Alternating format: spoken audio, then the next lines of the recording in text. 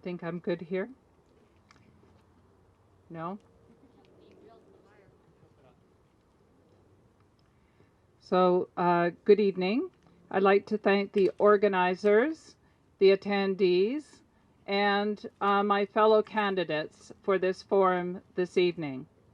What I'm offering is a broad range of experience and a balanced voice. I have been a police officer in Vancouver, and when I was selected to work the special unit where my partner was either a social worker or a psychiatric nurse. So I have direct experience working well with the cross agencies. And when it comes to addressing the social needs in our city, I will be able to bring that experience to bear.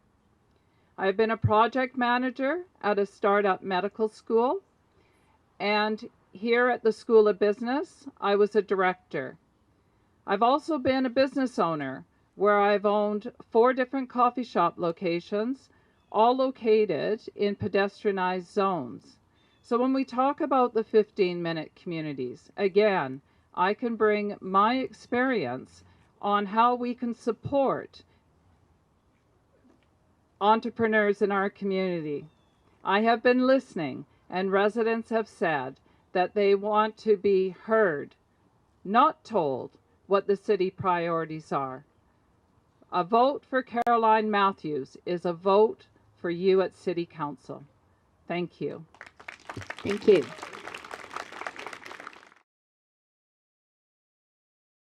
And the first question for everybody is, why is revitalizing mature neighborhoods important for the city?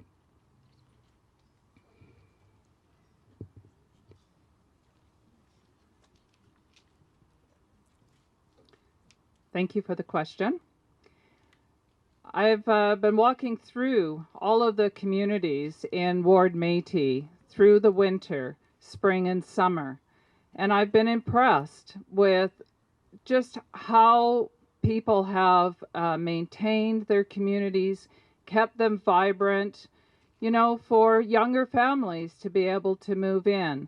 The mature communities are really the heart of our city. And it's so important that we invest the funds that are needed. Equally, as I've been walking through the communities, I have seen that some of the communities have not been maintained as well as they could or should be, from the alleyways, the roads, and the sidewalks. So I believe that we need to make further investments for the residents of Ward Métis. Thank you.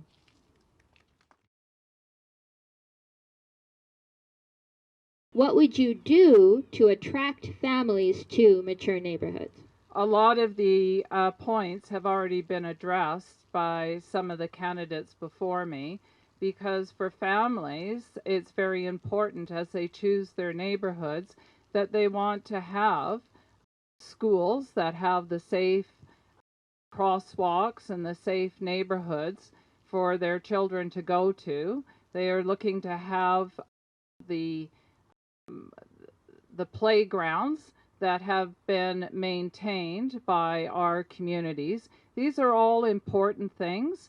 With my experience, having had the coffee shops and having been a business owner, knowing what it takes to take the risk to offer amenities to communities, we need to open up the permitting, making it easier and more viable for our communities to be able to have these services. Thank you. This question is, should LRT expansion carry on, accelerate, or pause, and why? Thank you. As a project manager, I understand the importance of having a project start on time, finish on time, and stay on budget. So we've already seen that the Metro line, that did not occur. We have the Valley line, and it's a year behind schedule. It's not being opposed to LRT development so much, but it's taking the pause to understand what went well with the project, what didn't go so good, and how do we do better before we continue with another project. So the contracts have been signed now on the West LRT, and so that is something that the new council will have to deal with. And it's unfortunate that they didn't do a proper assessment, in my mind, before proceeding on another line. Thank you. Should effects on the climate be taken into account in all major city council decisions? And then why or why not? Well, the answer is yes.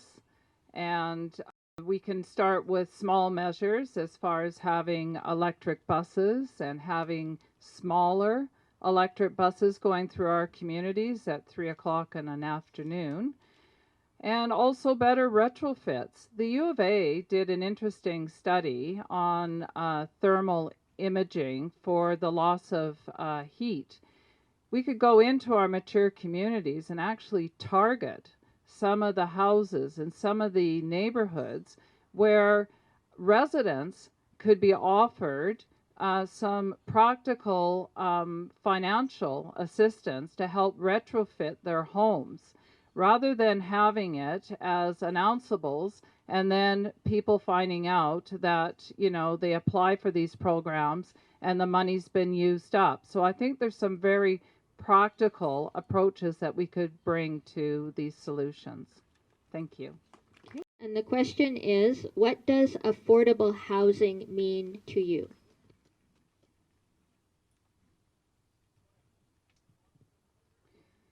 So vulnerable individuals in our communities are our neighbors, and we need to do more to provide these supports.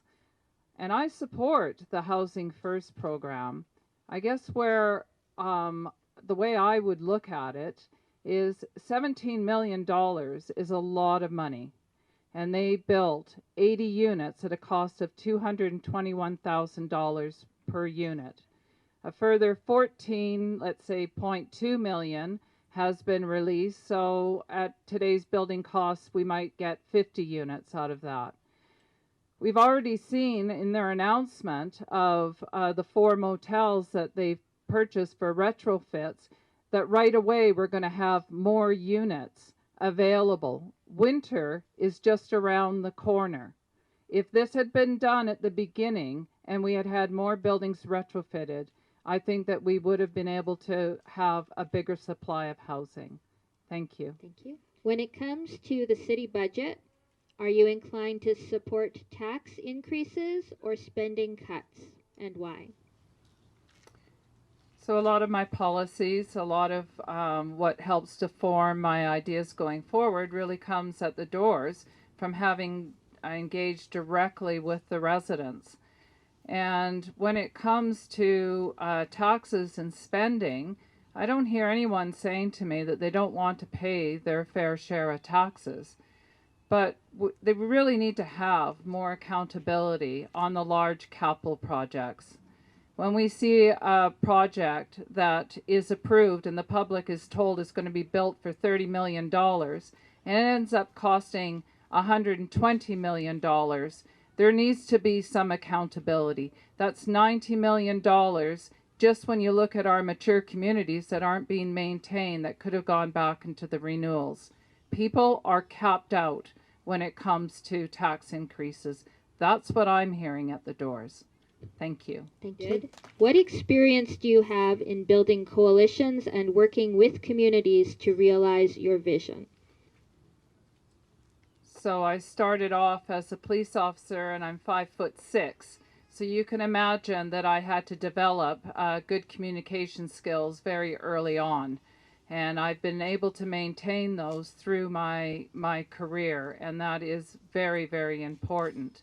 I've also have been spending my whole campaign period at the doors engaging with residents, because the voices and the ideas that come from the residents is what's going to resonate and help me bring those to City Hall. As a director, when you walk into an organization, you spend your first 90 days going around and meeting and talking and building relationships with everyone that you can. It's about listening and understanding the organization to be able to work well as a team. Thank you. Where do you stand on development in the River Valley? So I also am against their recent vote on the solar panel in our river, our ribbon of green here in Edmonton. And then in regards to Safe Gold Bar Park Alliance, I've actually lived on 109A facing the wastewater treatment plant.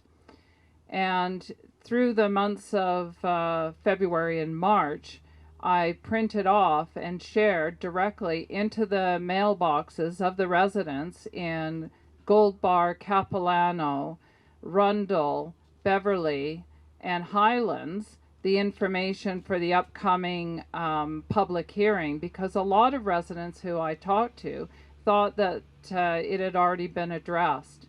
I spoke to council on May 10th opposing any further expansion, and felt that the city elected city councilors on the governance model should be voting on this model. If you leave it to administration or EPCOR, then they will only seek to achieve the business model. So you have to take into account the multi-generational, the social, and the environmental impacts on the communities. So we need to have city councilors, elected officials, who are brave enough to stand up when you hear from the residents how important this matter means to them. And that's the type of city councilor I'll be, and I'm looking for your vote. Thank you. Caroline Matthews.